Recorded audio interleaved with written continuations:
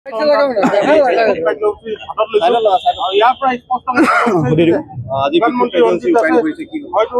ছাত্ৰ সন্থাৰ আহ্বান মৰ্মে আমি সদৌ তিনিচুকীয়া জিলা ছাত্ৰ সন্থাৰ যি আকাশলম্বী মূল্য বৃদ্ধি তাৰ প্ৰতিবাদ আমি প্ৰতিবাদ সাব্যস্ত কৰিছোঁ। আৰু ইয়াৰ কথাটো হ'ল যে তেওঁলোকে শাসনৰ গতিত আহিছিল যে মূল্য বৃদ্ধি ৰোধ কৰিব, জাতি মাটি ভেটি কথা কৈ আহিছিল। জাতি মাটি ভেটিটো শেষ কৰিলে এতিয়া আকাশলম্বী মূল্য বৃদ্ধিয়ে জনসাধাৰণক কোঙা কৰি পেলাইছে। আমি এই ৰঞ্জিত দাস যেতিয়া তেওঁলোক বিজেপি চৰকাৰ নাছিল, তেওঁ গৰু গাড়ী টানি ৰাইজক প্ৰতিবাদ সাব্যস্ত কৰিছিল পেট্ৰল ডিজেলৰ মূল্য বৃদ্ধিৰ। আজি তেওঁ যোগান মন্ত্ৰী, তেওঁৰ নেতৃত্বত যে এটা বিভাগ আছে, তেওঁ যে এজন মন্ত্ৰী আছে, এইটো আমি উপলব্ধি কৰিব নোৱাৰোঁ। এই গোটেই বজাৰখন কলা বেপাৰী হাতত গতাই দিছে, প্ৰশাসনৰ কোনো নাকি নাই, বিভাগৰ কোনো নাকি নাই। কেৱল এটা কথা, 26ৰ নিৰ্বাচনত তেওঁলোকক টকা লাগে নিৰ্বাচন খেলিবলৈ, সেইবাবে গোটেই মুক্তকে তেওঁলোকে ব্যৱসায়সমূহ গতাই দিছে আৰু এই নাকি নলগা ব্যৱস্থা হৈছে। এইখন চৰকাৰ আমি বাৰে বাৰে কৈছোঁ, তেওঁলোক আম্বানী আদানীৰ চৰকাৰ, পুঁজিপতি চৰকাৰ, তেওঁলোক কোনো সৰ্বসাধাৰণ খিলঞ্জীয়া মানুহৰ চৰকাৰ নহয়। তেওঁলোকে যি হিতাধিকাৰীক 1200 টকা দি চমক সৃষ্টি কৰে, এই 1200 টকীয়া হিতাধিকাৰী আপোনাৰ জীৱন দায়িনী ঔষধে ক্ৰয় কৰিব নে পেট্ৰল ডিজেল নে আপোনাৰ ঘৰত খোৱা মিঠাতেল আলু ক্ৰয় কৰিব।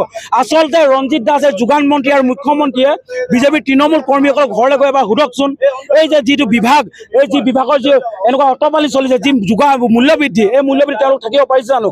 তেওঁলোকে এই যি হাৰাশাস্তি কৰিছে, ইয়াৰ কথা স্পষ্ট, এতিয়ালৈকে হ্ৰাস নকৰে আমি ধাৰাবাহিকভাৱে আন্দোলন কৰি যাম। আৰু ইয়াৰ কিন্তু উচিত প্ৰত্যুত্তৰ 26ৰ নিৰ্বাচনৰ ৰাইজে ইভিএমত দিবলৈ প্ৰস্তুত হৈ আছে।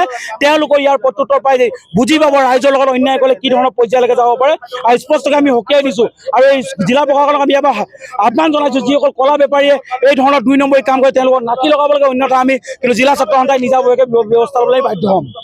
ছাত্ৰ সন্থাৰ আহ্বান মৰ্মে আজি আমি সদৌ তিনিচুকীয়া জিলা ছাত্ৰ সন্থাই অত্যাৱশ্যকীয় খাদ্য সামগ্ৰী মূল্য বৃদ্ধি হ্ৰাসৰ প্ৰতিবাদত আমি বিক্ষোভ কাৰ্যসূচী হাতত ৰূপায়ণ কৰিছোঁ।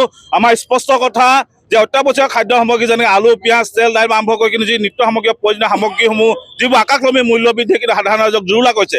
এইখন চৰকাৰে কৈছে আমাৰ সাধাৰণ ৰাইজৰ চৰকাৰ, খাতি খোৱা ৰাইজৰ চৰকাৰ বুলি কিন্তু এইখন চৰকাৰে কিন্তু বিভিন্ন সভা সমিতি কৰি থাকে। কিন্তু বৰ্তমান সময়ত কিন্তু আলু, পিঁয়াজ, তেল, দাইল আৰম্ভ কৰি কিনি নিত্য সামগ্ৰী প্ৰয়োজনীয় সামগ্ৰীসমূহ লগতে যি জীৱন দায়িনী ঔষধসমূহ যি মূল্য বৃদ্ধিৰ দাম কৰিছে, তাৰ প্ৰতিবাদত আমি আজি প্ৰতিবাদী কাৰ্যসূচী হাতত ৰূপায়ণ কৰিছোঁ।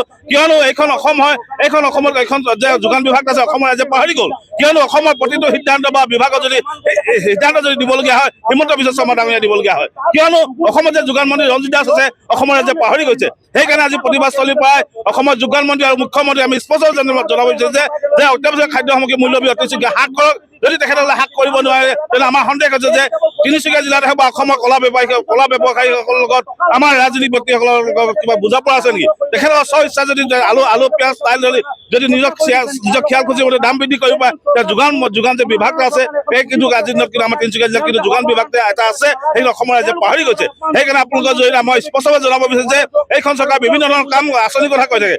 অৰুণোদয়ৰ নামত 2000 টকা দি থাকে কিন্তু সাধাৰণ ৰাইজক, কিন্তু এই 2000 টকা কিন্তু অত্যাৱশ্যক খাদ্য মূল্য আকাশলম্বী মূল্য বৃদ্ধি হ'ল, তাৰ কাৰণে কিন্তু এইখন চৰকাৰ কিন্তু সাধাৰণ ৰাইজে কেতিয়াও কিন্তু শান্তি পোৱা নাই। তেখেতসকলে বিজেপি কৰ্মীসকলক ঘৰে ঘৰে গৈ কিন্তু সোধক যে বৰ্তমান সময়ত পাকঘৰত আলু, পিঁয়াজ, তেল, দাইল, চাউল, কিমান প্ৰয়োজনীয়, কিমান অসুবিধাৰ সন্মুখীন হৈছে, তেখেতসকলে ঘৰে ঘৰে গৈ কিন্তু বিজেপি কৰ্মীসকলক সোধক। সেইকাৰণে আজি প্ৰতিবাদস্থলীত আমি সকীয়াই দিছোঁ যে অতিশীঘ্ৰে অত্যাৱশ্যকীয় খাদ্য সামগ্ৰী মূল্য বৃদ্ধি হ্ৰাস কৰক। যদি এইখন চৰকাৰে অত্যাৱশ্যকীয় খাদ্য সামগ্ৰী যদি হ্ৰাস কৰিব নোৱাৰে, তেতিয়া আগন্তুক সময়ত সদৌ তিনিচুকীয়া জিলাত আমাৰ গণবিধান আমাৰ অব্যাহত ৰাখিম। নমস্কাৰ, মই কুমাৰ ভৱেশ। এনি ভাৰত 24-এ এটা ৰিয়েলিটি শ্ব'ৰ আয়োজন কৰিছে আৰু এই শ্ব'টিৰ নাম হ'ল জুবিনৰ গানে কি আনে।